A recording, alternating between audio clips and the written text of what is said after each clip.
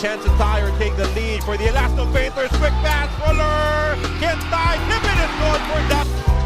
They go to the high-low. Fajardo retakes the lead.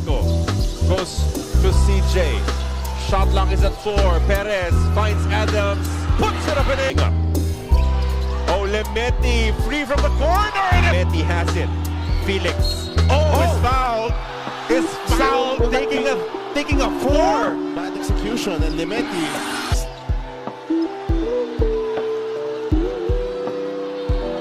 Lemeti, the second free throw. Good. Coming up.